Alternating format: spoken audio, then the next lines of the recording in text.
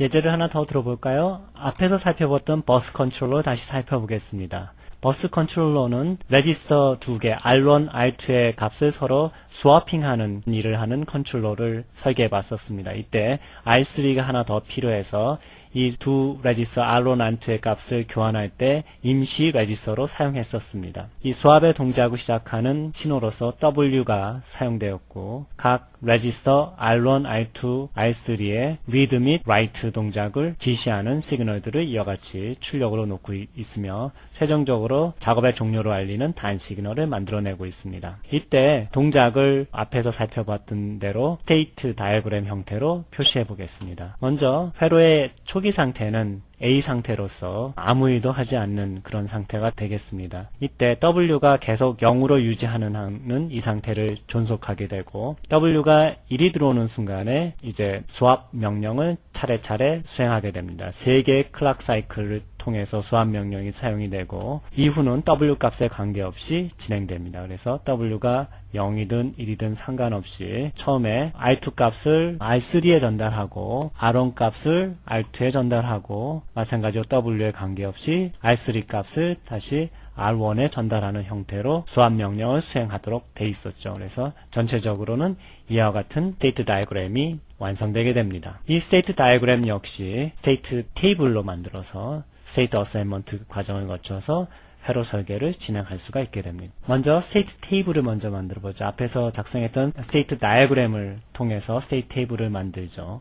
그래서 A 상태에서 W가 1이 되면 B 상태로 가고 이후는 W에 관계없이 C 상태, D 상태, 그리고 다시 A 상태로 되돌아갑니다. 출력은 이때 A 상태에서는 아무 일도 안 하고 있다가 B 상태에서는 R2 값을 R3로 옮기고 C 상태에서는 R1 값을 R2로 그리고 D 상태에서는 R3 값을 R1으로 옮긴 다음에 완료를 표시하게 되어 있습니다. 일단 스테이트 테이블이 완성이 되면은 각 스테이트에 이진수를 할당함으로써 어사인먼트를 실시하게 됩니다. 그래서 A, B, C, D 네 가지 상태가 있기 때문에 두 비트를 사용해서 스테이트를 표시하게 되고요. 각각 00, 01, 10, 12를 어사인함으로써 완성이 됩니다.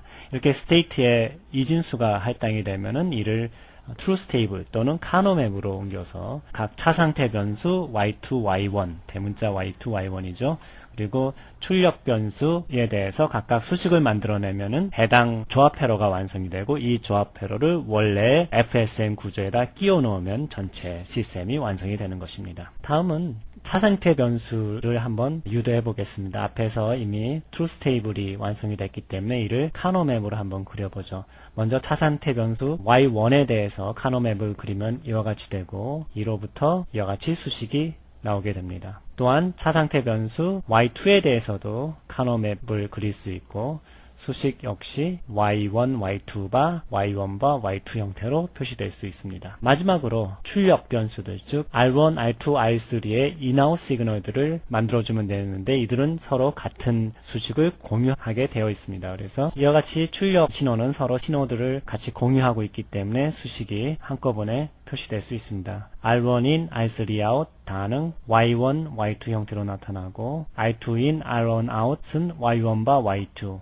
R3인과 R2 out은 Y1, Y2바 형태로 표시되며 전체적인 회로는 이와 같은 회로로 표시될 수가 있습니다. 우리가 스테이트 어사인먼트에서 각 상태에 대해서 이진수를 할당할 때 그냥 순서대로 이진수를 할당했었습니다. 그러나 이 순서를 바꿔보면 어떤 변화가 일어나는지 한번 검토해 볼 필요가 있습니다. 앞에서는 A, B, C에 대해서 각각 00, 01, 10, 을 지정을 하고 12를 동케어 상태로 지정하였었는데 이번에는 C 상태를 보는 바와 같이 11로 놓고 10을 동케어로 놓아 봅시다. 이때 차상태 변수인 Y1에 대해서 살펴보면은 W가 1일 때 Y1이 1이 되는 수식이 형성이 되고 차상태 변수 y2에 대해서도 마찬가지로 w가 1이고 y1이 1일 때 1이 되는 수식을 갖게 됩니다. 따라서 앞에서 봤던 회로보다 훨씬 간단한 회로를 얻을 수가 있습니다. 즉 앞에서는 OR 게이트 1개, AND 게이트 2개가 사용됐는데 이와 같이 스테이트 어사인먼트를 변경한 회로에서는 OR 게이트 하나만으로 설계가 완료될 수 있음을 알 수 있습니다. 이와 같이 스테이트 어사인먼트를 바꾸게 되면은 회로가 좀 더 복잡해지거나 혹은 더 간단해질 수가 있습니다. 따라서 이와 같이 스테이트 어사인먼트를 다양하게 변경해 보면서 가장 좋은 것을 골라내면은 가장 최적의 해를 얻을 수가 있는데, 스테이트먼트 어사인드를 변경해서 각기 다른 회로를 합성하는 그 과정이 오래 걸리기 때문에 모든 경우에 대해서 스테이트 어사인먼트를 적용해 볼 수는 없습니다. 실제 CAD 툴에서도, 즉 컴퓨터 안에서 이를 자동으로 계산해내는 가운데에서도 시간이 많이 걸리기 때문에 모든 경우에 다 처리해보지 않고 가장 결과가 좋을 것 같은 것들만 골라서 해보는 방법을 사용합니다. 이런 것을 휴리스틱 방법이라고 사용을 하고요. CAD 툴에서는 좋은 결과가 나올 만한 스테이트 어사인먼트를 골라서 실제 최종 설계를 해보고 이 중에서 좋은 곳을 골라내는 방법을 사용을 합니다. 앞에서 설계해본 버스 컨트롤러에 대해서 마찬가지로 스테이트 어사인먼트를 변경시켜서 회로 규모가 어떻게 바뀌는지 살펴보겠습니다. 마찬가지로 A, B에 대해서 0001을 적용하고 CD에 대해서 1012를 적용했었는데 C, D에 어사인먼트를 서로 바꾸어 보겠습니다. 즉 C에는 11을, D에는 10을 적용해보면 스테이트 어사인먼트 테이블이 이와 같이 변경이 됩니다. 변경하기 전에 truth 테이블을, 카노맵을 그려서 수식을 살펴보면 이와 같이 되는데, C, D의 어사인먼트 값을 변경하면은 카노맵이 이와 같이 변경이 돼서 수식이 좀 더 간단해지게 됩니다. 특히 Y2에 대한 수식이 더 간단해짐을 확실히 알 수가 있습니다. 이와 같이 버스 컨트롤러에 있어서도 스테이트 어사인먼트에 따라서 회로가 좀 더 간단해질 수 있음을 확인해 봤습니다. 이와 같이 스테이트 어사인먼트 문제는 인코딩 문제로서도 해석할 수가 있습니다. 앞에서 원핫 코드를 사용했을 때 디코더가 필요 없음을 살펴봤습니다. 기억날지 모르겠지만 앞에 실장에서 카운터의 출력을 보고 어떤 특정한 동작을 할 때 디코더가 필요했는데, 이때 원핫 인코딩을 사용할 경우 그런 디코더가 필요 없음으로 해서 그런 시그널을 만들어내는 딜레이를 작게 하고 회로 속도를 빨리 할 수 있다는 장점에 대해서 얘기를 했습니다. 그러한 장점이 이와 같은 동기 순차 회로를 설계할 때 마찬가지로 적용되는지 살펴보겠습니다. 앞에서 봤던 1에 연속적으로 2개 나오는 그런 회로를 다시 한번 보겠습니다. 3개의 상태가 있기 때문에 원핫 코드를 적용하면은 그림에서 보는 바와 같이 A에 대해서 001, B와 C에 대해서 각각 010, 100을 할당할 수 있습니다. 이에 대해서 차상태 변수 Y1, Y2, Y3에 대해서 차례대로 수식을 유도하면은 이와 같이 출력됨을 알 수 있습니다.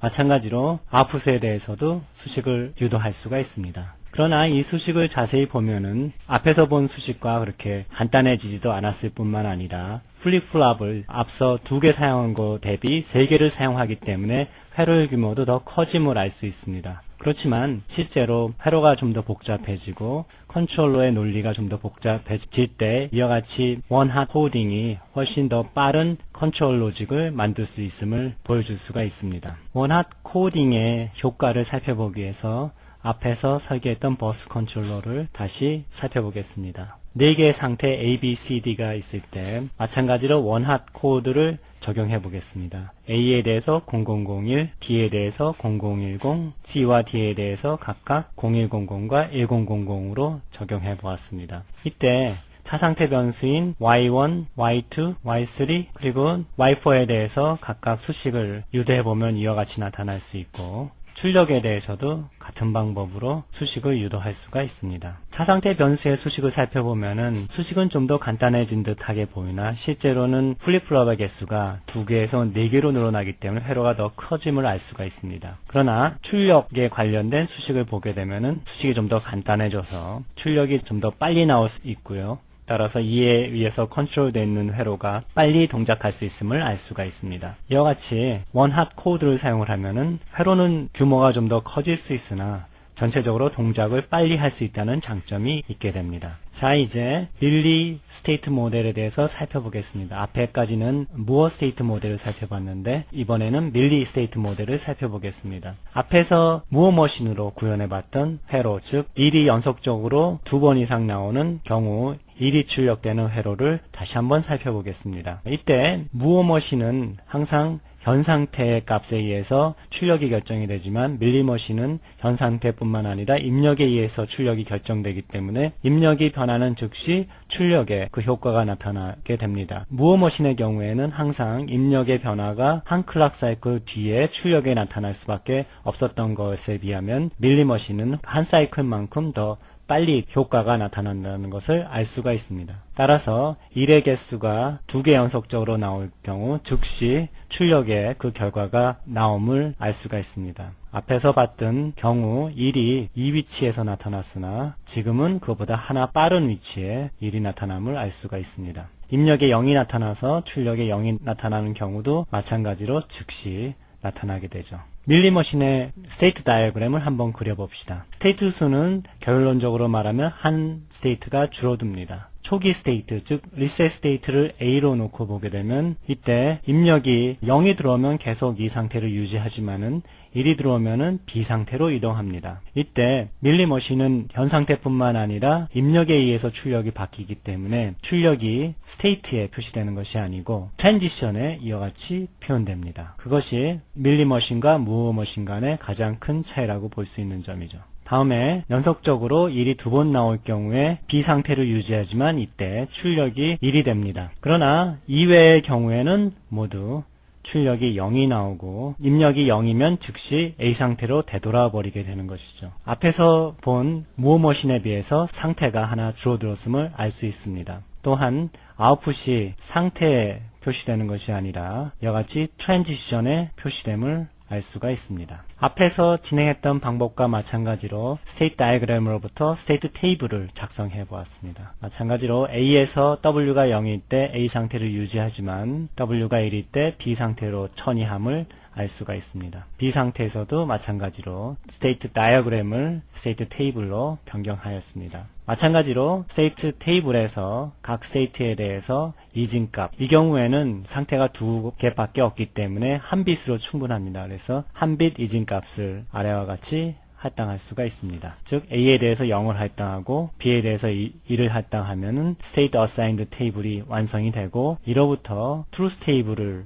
추출하고 카노맵을 그려서 차상태 변수인 Y하고 출력 변수인 Z를 수식으로 구하면 됩니다. 회로의 동작을 살펴보면은 입력이 0일 때 차상태는 항상 A 상태로 가고 입력이 1이면 B 상태로 감을 알 수 있고 마찬가지로 입력이 0일 때 출력은 항상 0이 되고 입력이 1이고 상태가 B일 때 출력이 항상 1이 나오도록 되어 있습니다. 따라서 출력 함수는 W와 현재 상태 변수인 Y의 곱, 즉 W and Y 형태로 표현할 수가 있음을 알 수 있습니다. 이를 회로로 그린 것이 여기 그림에 나타나 있습니다. 이 회로의 동작을 타이밍 다이어그램으로 나타내 보았습니다. 앞에서 입출력 관계를 표시했듯이 본 다이어그램에서도 W가 연속적으로 1이 나타날 때 즉시 출력이 1이 나타나는 1이 나타날 때 즉시 출력이 1이 나타나는 하형을 확인해 볼 수가 있습니다. 앞에 무어머신과 비교를 하면은 입력이 바뀐 즉시 기다리지 않고 그 결과가 출력에 나타나는 것이 밀리머신의 특징입니다. 따라서 밀리머신의 출력을 그림에서와 같이 D 플립플랍을 하나 연결하여